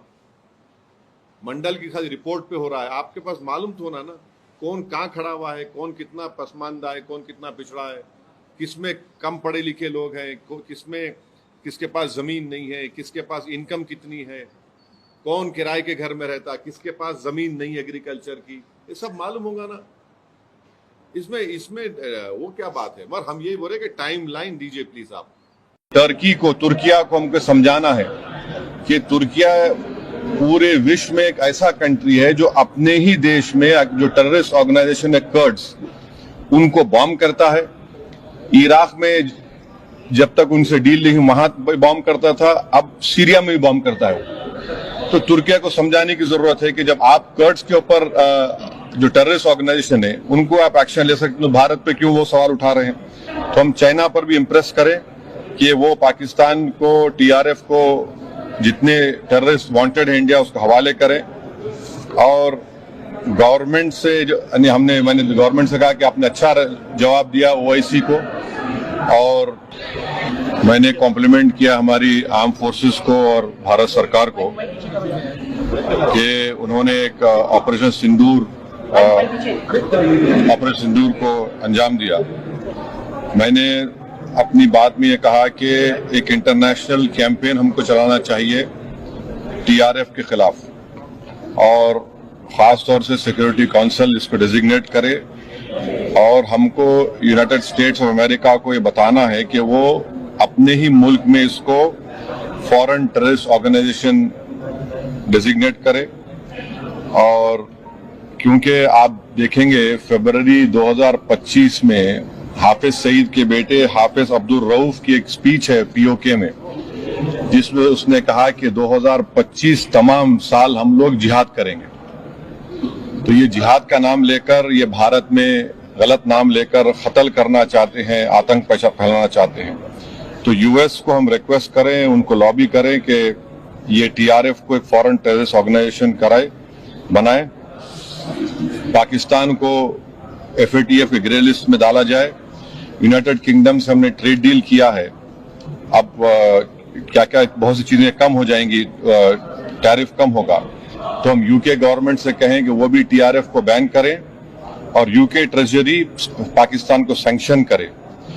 यूनाइटेड स्टेट्स से हम ट्रेड डील करने जा रहे हैं और यूएस प्रेसिडेंट ने कहा कि 0 टैरिफ होगा एग्रीकल्चर पर। तो ये मोर द रीजन है कि हम यूएस भी इसको कबूल करें। अब कश्मीर में गवर्नमेंट के पास एक बहुत सुनहरा मौका है, तारीखी मौका है कि वो यकीनन पाकिस्तान को कन्फ्रंट करें, मगर कश्मीरियों को अडॉप्ट करें। आप कश्मीरियों को करीब करें और खास तौर से मैंने कहा कि जो पूंछ में जो लोगों की मौत हुई, सिविलियन लोगों की, और उरी में जो लोग जख्मी हुए, जिनके घर को नुकसान पहुंचा, गवर्नमेंट उनको टेररिस्ट विक्टिम का ऐलान करे, क्योंकि पाकिस्तान शेलिंग में उनकी मौत हुई है, और सिक्योरिटी रिलेटेड एक्सपेंडिचर के तहत मरने वालों को एक्सग्रेशिया दे और सरकार उनका घर बना के दे। और मैंने कहा कि साउथ कश्मीर में गवर्नमेंट को बहुत एहतियात से काम करने की जरूरत है, वहां के यूथ को हमको करीब करना है। और जो ऑपरेशन सिंदूर हुआ, उसका मेरी नजर में सबसे बड़ा इंपॉर्टेंस ये है कि मुरीद के और भावलपुर पर अटैक होना, ये नॉन टेररिस्ट ऑर्गेनाइजेशन हेडक्वार्टर्स है, ये बहुत अहम बात है जिसको हमको समझने की जरूरत है। मिलिट्री स्ट्रेटेजी वाइज आप देखेंगे, अब हमारे देश के लिए 2 फ्रंट हॉस्टिलिटी होगी, LAC और LOC पर, इसलिए कि जब 2016 में उरी हुआ, 2019 में हम बालाकोट किए, आज हमारी 50,000 फौज गलवान और पे बैठी हुई है। तो ये 2 फ्रंट हॉस्टिलिटी को हमको देखने की जरूरत है। चाइना से हम इतना एक्सपोर्ट कर रहे हैं, इंपोर्ट से ज्यादा एक्सपोर्ट, चाइना से इतना इंपोर्ट कर रहे हैं, एक्सपोर्ट से ज्यादा हो रहा है। और हमने कहा कि ये आज पाकिस्तान इसको और एस्केलेट ना करे। इस सिलसिले में आज ईरानियन फॉरेन मिनिस्टर दिल्ली में है, सऊदी फॉरेन मिनिस्टर भी दिल्ली में है। और जो देश में मैंने कहा कि जो एक यूफोरिया है, इसको सरकार को देश को और मुत्तहिद करने के लिए और देश को ताकतवर बनाने के लिए इस्तेमाल करना पड़ेगा। और जो लोग मैंने जिक्र किया, हिमांशी, उस बच्ची का जिसने अपने पति को खोया 6 दिन की शादी के बाद, कि किस तरह सोशल मीडिया पर उसके ऊपर रिकेक हमले किए गए। और आखिर मैंने कहा कि न्यूयॉर्क टाइम्स, रॉयटर्स और CNN ने एक कहा कि बठिंडा में एक रफाल गिरा है। वो सही है गलत है हम नहीं जानते, मगर हमने गवर्नमेंट से कहा कम से कम इंडियन एयरफोर्स को आप कहिए कि उसको डिनाई करे, ताकि हमारे आर्म फोर्सेस का मोराल और उनके रेपुटेशन में कोई कमी ना आए। Thank you. पहलगाम में उसने खुद वो किया है जो कुछ किया है, तो पाकिस्तान का इस पहलगाम वाले वाकये से कोई ताल्लुक नहीं है। झूठा इल्जाम हमारे ऊपर डाल दिया, सबूत भी दिए, पाकिस्तान सबूत पेश करने के लिए तैयार है। पाकिस्तान ये पूछ रहा है कि भारत के पास अगर कोई प्रूफ है तो दो। अरे बेशर्मो, क्या हमने तुमको पठानकोट में बुलाकर नहीं दिखाया था? अगर जंग छिड़ जाती है तो हम फौज के साथ हैं। हम जंग की तमन्ना नहीं रखते, लेकिन अगर मोदी को शौक है लड़ने का तो आजमा ले।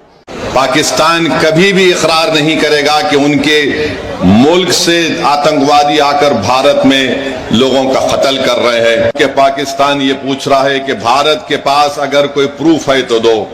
अरे बेशर्मो, क्या हमने तुमको पठानकोट में बुलाकर नहीं दिखाया था कि पठानकोट हमारा एयरफोर्स का बेस में तुम्हारे आतंकवादी आकर वहां पर कोहराम मचा कर गए। तुम्हारी लोग पाकिस्तान से आकर देखे, उसके बावजूद भी तुमने उन आतंकवादियों के खिलाफ कोई एक्शन नहीं लिया। 26/11 का वाकया हुआ, मैं जानता हूं, आंध्र तेलंगाना में निजामाबाद एक इलाका है, वहां की हमारी एक बेटी जिसकी शादी हो के चंद दिन हुए थे, उसने अपने खानदान वालों के साथ VT स्टेशन पर थी। पाकिस्तान से आए हुए आतंकवादियों ने VT स्टेशन पर गोलियां मारकर लोगों की हत्या की, तो उसमें निजामाबाद की एक नई दुल्हन भी मारी गई थी। पाकिस्तान कभी भी इकरार नहीं करेगा कि उनके मुल्क से आतंकवादी आकर भारत में लोगों का कत्ल कर रहे हैं। पाकिस्तान को अब समझाने का वक्त खत्म हो चुका है। मैं बड़ी जिम्मेदारी के साथ जज्बात में लाए बगैर कह रहा हूं कि ये वक्त जवाब देने का है, ये वक्त सोचने का नहीं है। वरना याद रखिए, हर 6 महीने हर 2 महीने के बाद ये आती हैं, या तो हमारी फौज या हमारी सीआरपीएफ के जवानों को या फिर मासूम कश्मीरियों को निशाना बनाती हैं। तो हम उम्मीद करते हैं कि हमारी हुकूमत इनके खिलाफ एक मौसर इक़दाम करेगी। जितने भी इक़दामात, जितने फैसले भारत सरकार ने लिए हैं, MIM पार्टी उसकी तायीद करती है। जैसे भी हो, पाकिस्तान को अगर कमजोर करने के लिए उनकी मईशत को, उनके इकॉनमी को कमजोर किया जा सकता है तो बराबर किया जाना चाहिए। और जो भी तरीक़ेकार हुकूमत इस्तेमाल करेगी, हम उम्मीद करते हैं कि आतंकवाद खत्म होगा। ये देश का मसला है, ये कोई सियासी मसला नहीं है। पाकिस्तान मुर्दाबाद, पाकिस्तान मुर्दाबाद, भारत जिंदाबाद, भारत जिंदाबाद। नहीं है, लेकिन पॉलिटिक्स से बिल्कुल अलग हो नहीं सकते हम लोग। कोई ये कहे कि हम लोग पॉलिटिकल लोग नहीं है, वो सबसे बड़े झूठे हैं। आपकी जिंदगी के हर छोटे बड़े फैसले पॉलिटिशियंस कर रहे हैं।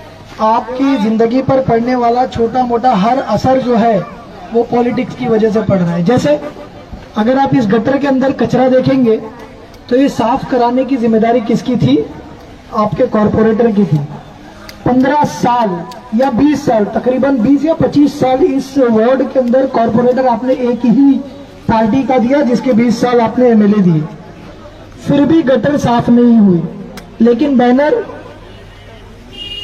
आमदार के प्रयत्नों से भी हुआ और कॉरपोरेटर के प्रयत्नों से भी हुआ। एक ही रोड बना, आमदार ने भी बनाया उसी रोड को, कॉरपोरेटर ने भी बनाया उसी रोड को। आप सामने गार्डन देख रहे हैं, उसकी जरूरत है क्या आपको? लेकिन अगर यहाँ से रोड निकल जाए तो कितनी बड़ी जरूरत है आपको।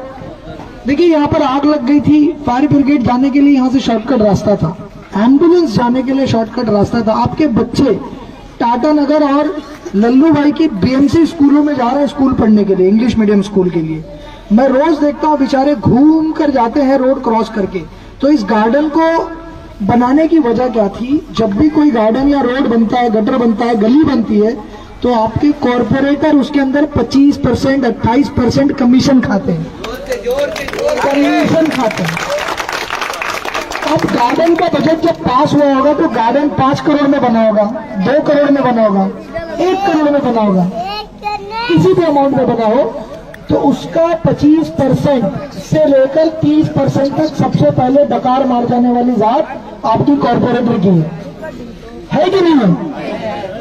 अब आपका रोड उनको देखना है या गार्डन देखना, बोलो 25% चाहिए उनको, 30% चाहिए, सीधा सीधा 25 से 30-35 लाख रुपए बन जा रहा है। आप जाओ खड्डे में, उनको फर्क नहीं पड़ता, क्योंकि वो यहाँ नहीं रहते हैं, वो यहाँ नहीं रहते हैं, वो पैदल नहीं चलते हैं, वो स्कूटर पर नहीं चलते हैं, उनके बच्चे BMC स्कूल में नहीं पढ़ते हैं, उनकी घर की लेडीज जनरल बाथरूम में, पब्लिक टॉयलेट में नहीं जाती। क्यों आपके लिए काम करेंगे? तो आप बताइए, कॉरपोरेटर आपने चुना किस लिए? नाली, चाली, गटर, रोड कॉरपोरेटर पिछले 3 साल से नहीं है, फिर भी बन रहे कि नहीं बन रहे? किसी के प्रयत्नों और यत्नों से नहीं होता। अगर कोई डकार भी ना ले लेना तो भी रोड बन जाएंगे। क्यों? क्योंकि आप टैक्स पे कर रहे हो, टैक्स पेयर हो।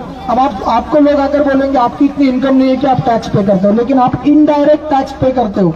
नमक से लेकर दूध तक आप टैक्स पे कर रहे हो, इलेक्ट्रिसिटी बिल के ऊपर आप टैक्स पे कर रहे हो, आपके घर में टीवी चल रही है उसके ऊपर टैक्स पे कर रहे हो, बच्चा पैदा होने से मरने तक का आप टैक्स पे कर रहे हो। और उसी टैक्स के पैसों से सरकार जो है रोड बना रही है, नाली, चाली, गटर बना रही है, तो कॉरपोरेटर कर क्या रहा है?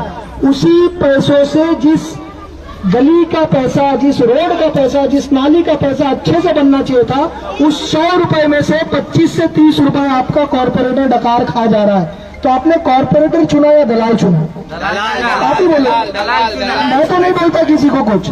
अब की बार मजलिस ऑल इंडिया मजलिस इत्तेहादुल मुस्लिमीन पूरी ईमानदारी के साथ आपके बीच में आएगी। लोग आएंगे हजरत अली के आपको बजाने देंगे, आपको बोलेंगे कि ऐसा नहीं है वैसा नहीं है। कुछ कभी कभी मैंने एक वीडियो में सुना, बोली गई जिसका एमएलए उसी का कॉर्पोरेटर तब काम होगा। आप बताइए, जिसका एमएलए उसी का कॉर्पोरेटर 20 साल से है कि नहीं है? क्या मिला आपको? नशा मिला। क्या मिला आपको? आपके रोड ब्लॉक कर दिए गए। क्या मिला आपको? आपकी बाथरूम रात को 12 बजे बंद होती है, सुबह 5 बजे तक बंद रहती है। अगर आपके घर की औरतों को, बच्चों को रात में बाथरूम जाना हो तो कहां जाएंगे? इनको क्या करना है? बंगले में रह रहे हैं, फ्लैट्स बना लिया 4-4 BHK का, जगह जगह पर रील्स में बनाकर आपके कॉर्पोरेटर्स घूम रहे हैं। आपके कॉर्पोरेटर्स बड़ी बड़ी गाड़ियां खरीद रहे। कॉर्पोरेटर छोड़िए, उनके साथ जो रहने वाले चट्टे बट्टे हैं, कोई काम नहीं करते, दिन भर घूमते हैं। सोचिए उनका घर कैसे चलता है। उनके 5 गाड़ियां, वो घर पर घर, घर पे घर, घर पे घर कैसे खरीदते जा रहे हैं? पूछिए सवाल आप। वो ऐसे ही खरीदते जा रहे, 25% उधर से लेते हैं। आपका घर बन रहा है उसमें से पैसा लेते हैं, रोड बन रहा है उसमें से पैसा लेते हैं, गटर में पैसा लेते हैं। ये तो छोड़ दीजिए, आप नाली चाली गटर के अलावा कब्रिस्तान की मिट्टी तक बेचकर पैसा लेते हैं, कब्र खोदने वाले के सैलरी में से पैसा लेते हैं। इतने नाकारा और हिस लोगों को आपने जिता कर यहां से दिया है। आपको सोचना पड़ेगा अब कि आप किसी इंसान को, किसी ईमानदार इंसान को आपके बीच में से लेकर आकर जिताइए। आपने खैर मुझे बोला, इसे कोई फिक्स नहीं है कि मैं इलेक्शन लड़ूंगा या नहीं लड़ूंगा, ये भी फिक्स नहीं है। वो जमात डिसाइड करेगी, MIM पार्टी डिसाइड करेगी। ये आपा की मोहब्बत है, आप लोगों की मोहब्बत है, आप लोग चाहते मैं लड़ूं। इसी तरह सारे वार्ड में, वार्ड नंबर 135, 36, 37, 38, 39, 40, 41, 42, जहां जाता लोग बोलते इलेक्शन लड़ो।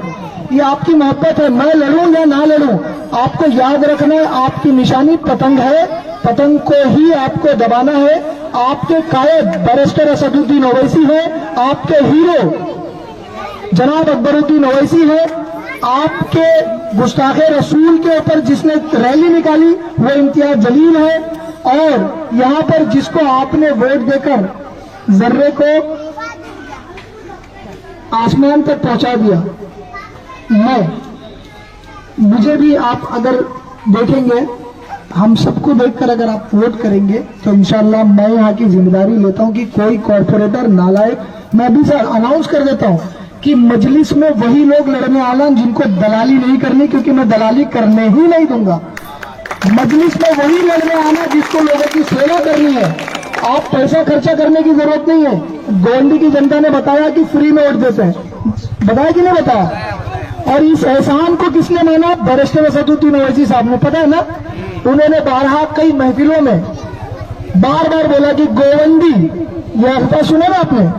गोवंडी से एक नौजवान अतीक, जिसके पास पैसे नहीं है लेकिन उसके लिए लोग पैसा लगा रहे हैं। मतलब उन्होंने क्या किया, गोवंडी के लोगों को इतना बड़ा बनाया कि एक बिना पैसे वाले आदमी को गोवंडी के लोग अपना पैसा लगाकर भी 42,000 से ज्यादा वोट दे रहे हैं। और ऐसे आदमी के सामने जो इतना बड़ा पावरफुल है, जिसके पास इतने पैसे हैं, गुंडे हैं, पुलिस है, सब है, लेकिन फिर भी गोवंडी की गरीब जनता बिना डरे, बिना हिचकिचाए उस बंदे को, उस बच्चे को जिसके जेब में पैसा नहीं है, पैसा डालकर भी वोट दे रही है। यानी गोवंडी की जनता जिंदा दिल है, गयूर है और बिकाऊ नहीं है। यह असदुद्दीन ओवैसी ने पूरे दुनिया को बताया। तो आपको ये रखना है फिर से कि आप बिकाऊ नहीं है, आपके वोट पैसे से नहीं खरीदे जाएंगे। और मजलिस से कोई भी लड़ने आएगा, आपके वार्ड में कोई भी लड़ने आएगा, आप बेझिझक पतंग के निशान पर वोट दबाइएगा और इंशाल्लाह कॉर्पोरेटर आप जिता के दीजिए। उसके बाद मैं बताता हूं कि कॉर्पोरेटर के काम गली नली चाली और गटर के ऊपर क्या होता है ना? औरतों के मसलों को बीएमसी हॉस्पिटल में किस तरह से डील किया जाता है ना? अगर किसी का कोई मसला बीएमसी हॉस्पिटल का है तो उसको किस तरह से डील किया जाता है। अगर कोई गरीब बच्ची की शादी है तो कॉर्पोरेटर्स का क्या क्या उसके अंदर रिस्पॉन्सिबिलिटी बनता है, ये लाते हैं उधर से मांग कर आपके हक का, और ऐसे देते हैं जैसे अपने जेब का दे रहे हैं। सही बोल रहा हूं, गलत बोल रहा हूं? अरे हर साल इस गोवंडी के अंदर आपके वार्ड की अगर मैं बात करूं, वार्ड नंबर 134 की, हर साल 200 से 500 मशीनें बचती हैं। कभी आपको मिली? कहां गई? किसने डकार कर लिया उसको? किसने खा गया? सवाल पूछो। पूछ भी नहीं सकते, क्यों? मालूम ही नहीं। झगड़ा किसको करना है ना? तो आपको ये ख्याल रखना है कि इस बार ऐसा उम्मीदवार जिता के लाएंगे जिसको कभी भी आप कॉलर टाइट करके सवाल पूछ सकते हो, और कलम चलाने वाले को लाएंगे। अगर कलम चलाने वाले को आप जिता कर लाएंगे तो कलम चलाने वाला कभी आपसे बदतमीजी नहीं करेगा, और आप उसको डराएंगे तो डरेगा। लेकिन तलवार चलाने वालों को, है ना, अगर गुंडागर्दी करने वालों को, भाईगिरी करने वालों को, लोगों को इकट्ठा करके किसी को डराने वालों को, धमकाने वालों को, फंसाने वालों को कॉर्पोरेटर बनाओगे तो आप कभी भी सवाल नहीं कर सकते। तो ऐसा आदमी जिता के लाओ जिससे सवाल कर सकते। और अल्हम्दुलिल्लाह सुम्मा अल्हम्दुलिल्लाह हमारे पास बैरिस्टर साहब जैसी शख्सियत है, लीडरशिप है, कायद है हमारे पास। उनके नेतृत्व में बीएमसी इलेक्शन होगा। बीएमसी इलेक्शन में जिसको भी यहाँ से ठहराएंगे, हम सब आज मिलकर वादा करते हैं कि जैसे पहले बिना पैसों के अपना पैसा लगाकर वोट किया हमने, इस बार भी इंशाल्लाह बिना पैसों के पैसा लगाकर वोट करेंगे और अपनी जो इज्जत है उसको बरकरार रखेंगे। करेंगे ना आप लोग? बस इंशाल्लाह बोलिए और दुआ कीजिए बैरिस्टर साहब के लिए, अकबरुद्दीन ओवैसी साहब के लिए, इंदिरा जलील साहब के लिए, हम सब के लिए और तमाम उम्मत मुस्लिमा के लिए, फलस्तीन के लिए और हिंद के मुसलमानों के लिए कि हम पर अल्लाह रहम फरमाए, हमारे हालात जो हैं दुरुस्त हो, फलस्तीन के मुसलमानों के हालात दुरुस्त हो, और इंशाल्लाह हम सब मिलकर एक नया गवर्नमेंट बनाने का एक जज्बा रखते हैं। इंशाल्लाह मिलकर एक नया गवर्नमेंट बनाएंगे ना आप लोग? बनाएंगे। हाथ उठाकर खाली कह दीजिए आप लोगों के अंदर जज्बा है। हाथ उठाकर कह दीजिए आप बनाएंगे ना नया गवर्नमेंट इंशाल्लाह। अस्सलाम वालेकुम, बहुत बहुत शुक्रिया। अच्छा, हाँ, किसी भी पॉलिटिकल पार्टी की मजबूती लोगों से होती है, और हम लोगों ने बताया कि हमारे पास हमारी सोच से भी ज्यादा लोग हैं, है ना, लेकिन इनको जोड़ना ये कैसे होगा? ये आपके बीच में ये फॉर्म आएगा, ये फ्री में फॉर्म भरना है आपको, आपकी डिटेल्स देनी है, ये डिटेल्स हमारे पास आ जाएगी। आपको बंद कर दो। आपको नीचे का एक पार्ट है वो फाड़ कर दे दिया जाएगा। आप ऑफिशियल ऑल इंडिया मजलिस इत्तेहादुल मुस्लिमीन एमआईएम के आप मेंबर बन जाएंगे। ये मेंबरशिप फॉर्म जरूर भरिए, अपना भी भरिए, अपने घर में जो आपके घर में वोटर है जरूर भरकर आप लोग दीजिए। ज्यादा से ज्यादा लोग जुड़ेंगे तो ज्यादा से ज्यादा ताकत बनेगी। बनाएंगे ना आप लोग? बाबर भाई हमारे वार्ड के यहाँ के प्रेसिडेंट हैं, इनको भी पहचान लीजिए। कोई काम रहे तो आपके बच्चे जानते हैं, कोई काम रहे आपके वार्ड का, इनको पकड़िए, ये यहाँ के जिम्मेदार है मजलिस के। आप इनसे सवाल करिए, ये आपका काम करके देंगे इंशाल्लाह। अस्सलाम वालेकुम। जैसा कि आप लोग जानते हैं कि आज सुबह में गुलजार हाउस के पास एक बहुत बड़ा दर्दनाक हादसा हुआ है, जिसमें एक घर के, एक परिवार के, खानदान के 17 लोगों की मौत हुई है, और ये बड़ी तकलीफ की बात है। मैं शुक्रगुजार हूं उन तमाम लोगों का जो पहले यहाँ पर आए, मदद करने की कोशिश की, मगर अफसोस के साथ ये खबर हमको मालूम हुई कि 17 लोगों की मौत हुई है। मैं फायर सर्विसेज के आला अहदेदार से बात भी किया, उनका बोलना ये है कि बहुत से लोगों की, ज्यादातर लोगों की मौत जो है एसिफिक्शन से हुई, वो धुएं की वजह से, तो बड़ी तकलीफदेह बात है। और अभी उस्मानिया हॉस्पिटल के मॉर्चरी में डिप्टी चीफ मिनिस्टर और हेल्थ मिनिस्टर और कंसर्न मिनिस्टर, हमारे यहाँ के लोकल एमएलए जुल्फ़िकार अली साहब वहाँ पर है, और जल्द से जल्द कोशिश करके पीएमआर कराकर रिलेटिव्स को उनकी डेड बॉडी हवाले कर रहे हैं। और आपको जानना है कि ये जो फैमिली है ये पिछले 100 साल से यहाँ पर रह रही है, मोर देन 100 ईयर्स से यहाँ पर रहने वाले लोग हैं।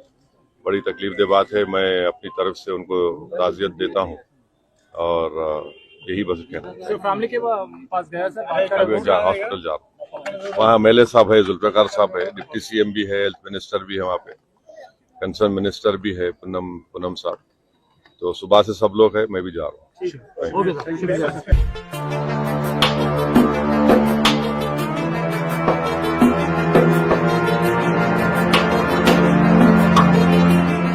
ये जो कानून बनाया गया है ये मुसलमानों के हक में नहीं बनाया गया है। ये मुसलमानों की वक्फ की जायदादों को छीनने के लिए बनाया गया है।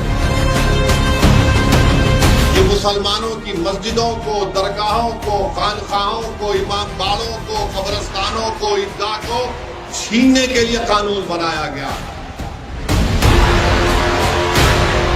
अज़ीज़ान मिल्लत इस्लामिया, मोअज़्ज़िज़ हाज़रीन इकराम, मेरी आप तमाम से ये अपील है कि हमको मुत्तहिद रहकर और पूरी डिसिप्लिन में रहकर जो all India Muslim personal law board ने जो एहतजाज का प्रोग्राम बनाया है उसमें आप लोगों को उसमें शिरकत भी करना है और उसको कामयाब भी करना है। और अगर हम ये चाहते हैं कि ये वक्फ का कानून जो बीजेपी की हुकूमत ने अपनी अददी ताकत की बुनियाद पर इसको बनाया है, ये कानून हमारी आइन, हमारे संविधान के फंडामेंटल राइट्स के खिलाफ है। और अगर आप ये चाहते हैं कि हम हुकूमत को इस बात पर मजबूर करें कि इस कानून को वापस लें, जब आपके पास लिमिटेशन का कानून अप्लाई नहीं होता, लागू नहीं होता, अगर कोई हिंदू धर्म की मंदिर की जायदाद पर काबिज है तो वो उसको काबिज करार दिया जाता है। अगर कोई गुरुद्वारा प्रबंधक कमेटी की जायदाद पर कोई लैंड ग्रैबर बैठा है तो उसको लैंड ग्रैबर रहता है वो। मगर यहां पर बीजेपी की हुकूमत ने कह दिया कि जो वक्फ की जमीन जिसका मालिक अल्लाह है, अगर कोई नाजायज काबिज है 12 साल से तो लिमिटेशन के कानून के तहत वो मालिक बन जाएगा। ये हमारे देश को समझने की जरूरत है। अगर आपके लिए कोई चीज अच्छी है तो हमारे लिए बुरी कैसी हो गई बताओ आप। तो इसीलिए हम हमारे दीगर तमाम अपनाए वतन से अपील कर रहे हैं, ये जो कानून बनाया गया है ये मुसलमानों के हक में नहीं बनाया गया है। ये मुसलमानों की वक्फ की जायदादों को छीनने के लिए बनाया गया है। ये मुसलमानों की मस्जिदों को, दरगाहों को, खानखाहों को, इमाम बाड़ों को, कब्रिस्तानों को, ईदगाह को छीनने के लिए कानून बनाया गया। इससे वक्फ बोर्ड का कोई फायदा नहीं है।